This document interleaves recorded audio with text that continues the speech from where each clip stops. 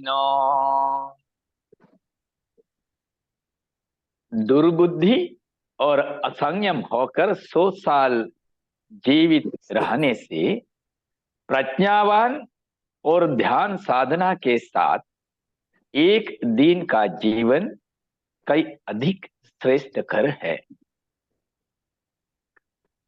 परम पूज्य महासंघ प्रिय उपासक उपासिकाएं, आज भी संडे धम्म सभा में धम्मोपदेश के लिए मुझे ही मौका मिला, उसी के लिए आप सभी लोगों को धन्यवाद। हमेशा की तरह सम्यक संबुद्ध आज की जो थोड़ा देर पहले हमने जो सुनाया धम्मपद की ये गाथा उपदेश, उसी उपदेश के द्वारा भी आप हम सभी लोग के लिए सांसारिक जीवन में विषम परिस्थिति के बीच में सम होकर, संतुलन होकर, दुख से भरी इसी संसार में दुख के साथ न छूते हुए हम कैसे जी सकता है, उसी के लिए कुछ उपदेश हमें मिलते हैं। योच वस्त सतंग जीवे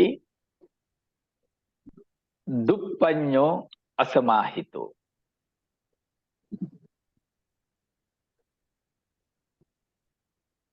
योच वस्त सतंग जी, 100 साल हम जीवित रहते, लेकिन दुप्पन्यो, दो प्रज्ञा रहित, दुर्बुद्धि, दुप्पन्य, असमाहितो, जो दुर्बुद्धि और असंयम, असमाहित, असंयम के साथ कोई संयम नहीं है और कोई प्रज्ञा नहीं है। लेकिन अगर प्रज्ञावान और ध्यान साधना के द्वारा जो मन की एकाग्रता बनकर हम एक दिन भी अगर जीवन में बिताएंगे, वो बहुत श्रेष्ठ जीवन हो जाता है। इसीलिए सम्यक संबुद्ध कहते हैं, हम ध्यान साधना और प्रज्ञा के ओर हमारे जीवन लेके जाना है। उस पे ही हमें इसी जीवन और परलोक जीवन और निर्वाण की मार्ग में जो कठिनाई है, उसी कठिनाइयों से दूर होते हुए और एक श्रेष्ठ जीवन बिता सकता है। हमेशा की तरह इसी गाथा के पीछे भी एक घटना है, कारण है, वो भी सुना रहा हूं। सम्यक संबुद्ध के समय में एक भिक्षु थे, उनका नाम कौंडिन्य थी। हम लोग जानते हैं एक कौंडिन्य वो भी थे। सम्यक संबुद्ध का जो पहला प्रवचन सुनने वाला जो 5 शिष्य थे, उसमें भी एक कौंडिन्य के नाम से थे। इनका नाम भी कौंडिन्य है। कौंडिन्य का नाम से कई लोग हो सकता है, इनका नाम भी टेक्स्ट में कौंडिन्य ही आते हैं।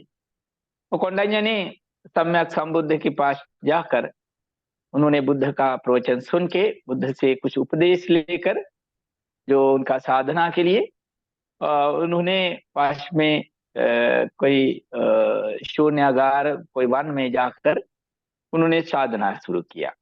कुछ ही समय में उनका साधना का सफलता मिल गया, तो उन्होंने मार्ग फल और अरहंत तत्व तक अपना साधना आगे बढ़ाया। फिर उन्होंने जो अपना साधना अभ्यास फल प्राप्ति करके फिर उसी जंगल से, उसी वन से निकल के जो गांव के तरह आ गया। फिर जो रास्ता में आते वक्त कुछ दूर पैदल जाना है, शाम हो गया। फिर उन्होंने सोचा, पास में ही उनको दिखाई दे रहा है एक छोटा सा जो वन। उसमें उन्होंने सोचा बहुत बड़ा पेड़ है, वहां पे जा करके थोड़ा आराम करेंगे और साथ में थोड़ा सा ध्यान साधना भी करेंगे और रात को वहां पर बिताएंगे। फिर सुबह होते फिर यात्रा शुरू करेंगे। फिर इसने जो वहां रात को बिता रहा है, तो उस उसी इलाके में कुछ चोर डाकू लोग रहते थे।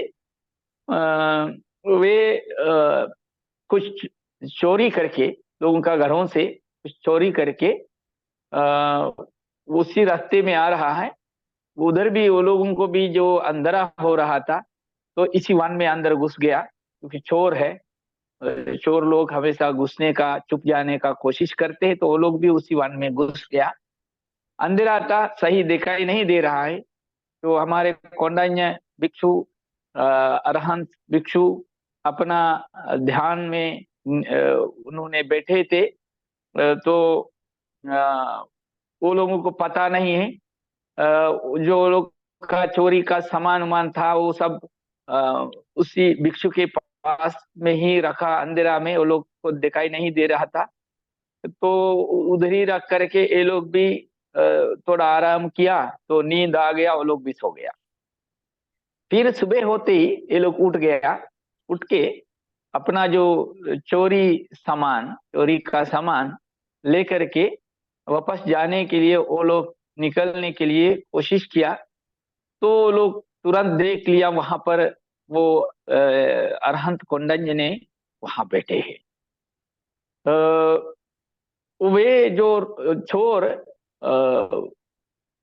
बहुत डर गया, क्योंकि वो लोग का अपेक्षा नहीं था इसी तरह। तो वो लोग डर गया। वो लोग सोचा है कोई भूत प्रेत हो सकता है, क्योंकि ये एकदम वन में कौन नहीं तो आता है, सामान्य व्यक्ति तो आएंगे नहीं, हम लोग तो चोर है, इसलिए वन के अंदर घुस गया।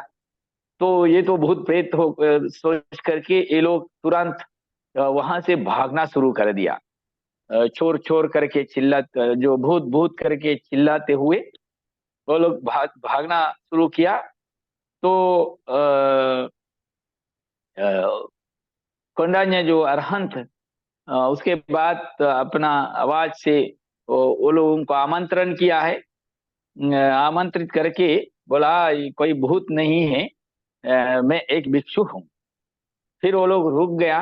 रुक करके अरहंत कोंडन्य जी के पास आ गया। आकर के फिर अरहंत कोंडन्य ने उन लोग के साथ बातचीत किया। फिर उनको अपना तरीके से उन लोगों को कुछ उपदेश दे दिया, क्योंकि वो लोग डाकू थे, चोर थे। उन लोगों को कुछ धम्म की उपदेश दे दिया।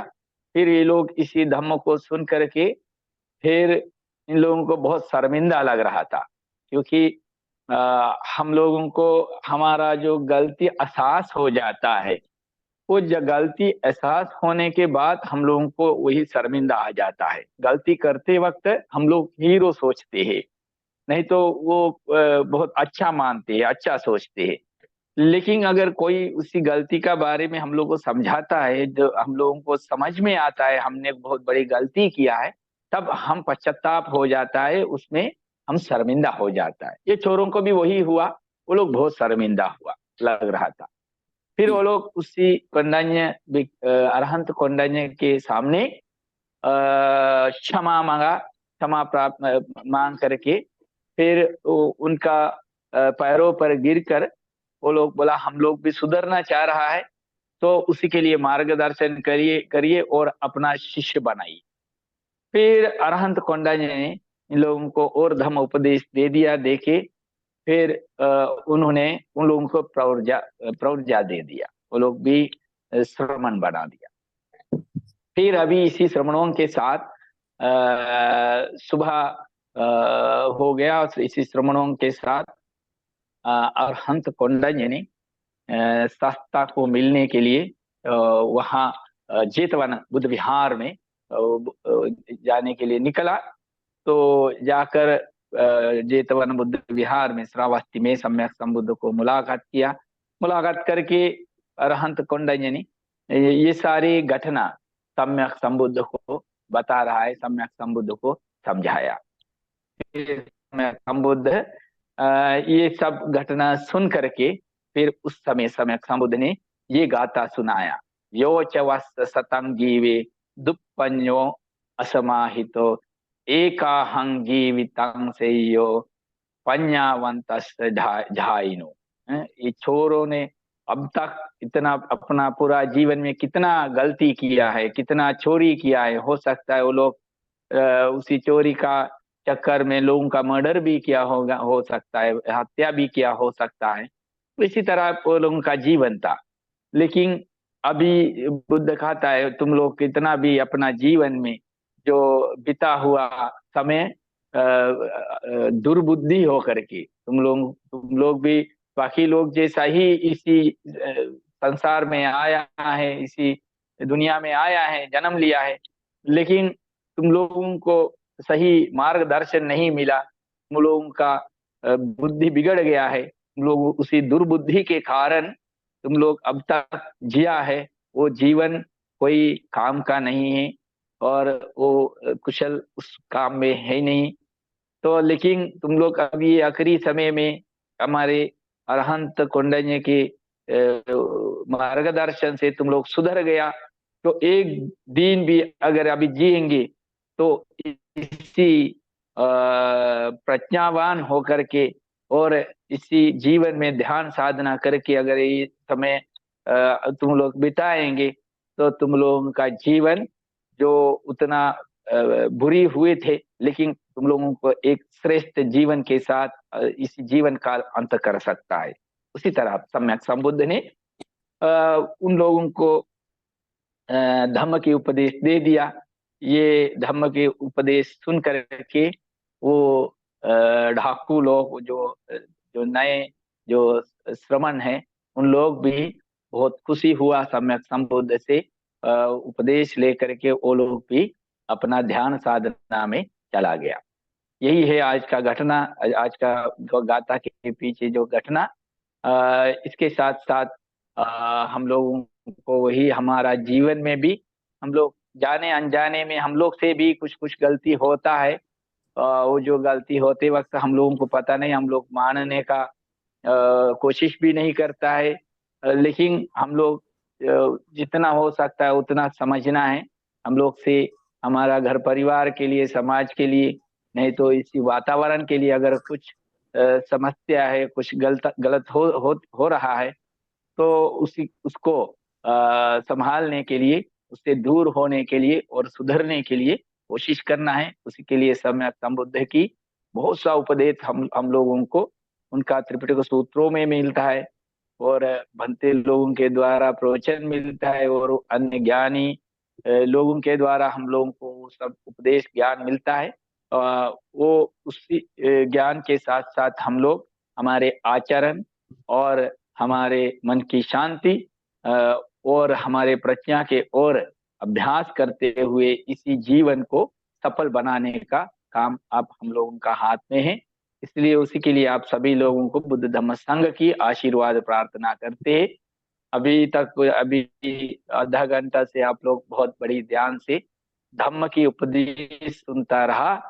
तो इसी धम्म श्रवण से धम्म शब्दों को सुनने में भी हम लोगों को श्रवण की कुशल शक्ति मिलता है, क्योंकि इसी समय में बुरा विचार उठते नहीं है। ये धम्म के बारे में ही हमारा मन के अंदर विचार चलता रहता है। इसलिए हमेशा हम लोगों का मन बुरी विचार के ओर चलने का आदत है। उसी आदत के बीच में हम लोग इसी तरह छोटा समय में भी बिता करके ये समय में हम लोग अच्छा विचार सुनते हुए मन भी उस विचार पर लगाते हैं, तो इसी जीवन काल में छोटा सा समय हम लोग बिता रहा है अच्छी विचार के साथ, अच्छा विचार के साथ, वो हम लोगों को अच्छा फल, उसी कर्म की फल अच्छा ही मिलता है।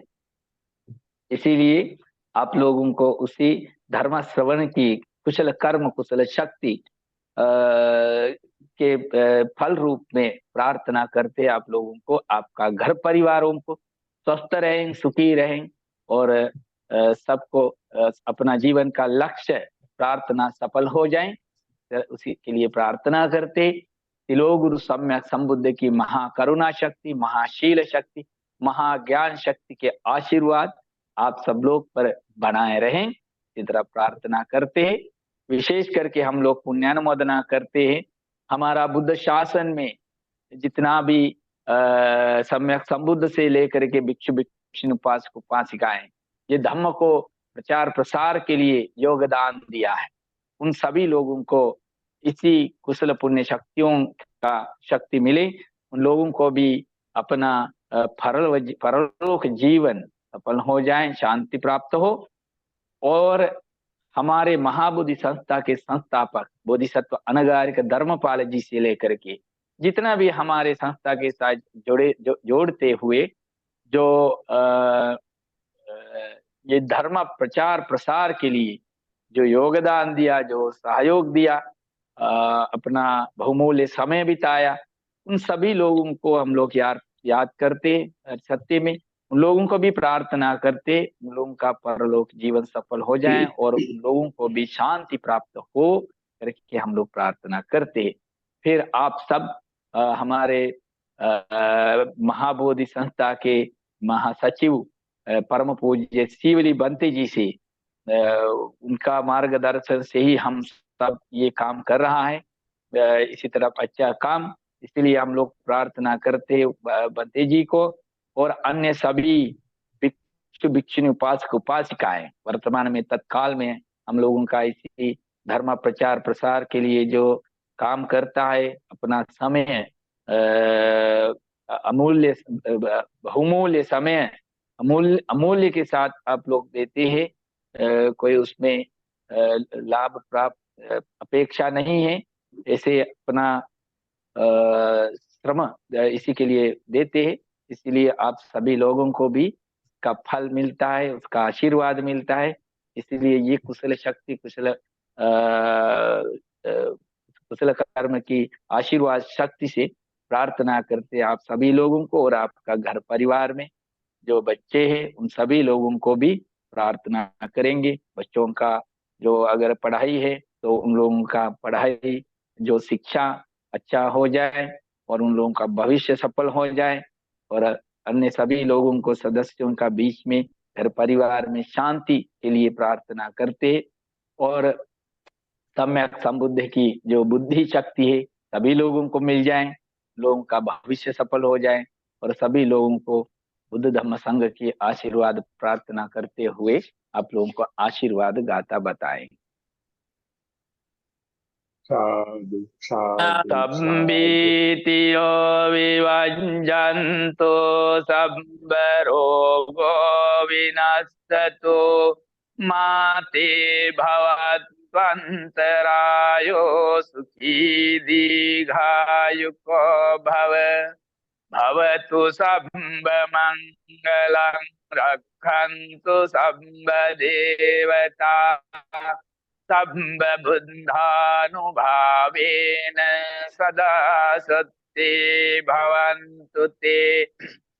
भवतु सर्वमङ्गलं रक्षन्तु सर्वदेवता सर्वधर्मानुभावेन सदा सन्ति भवन्तु ते।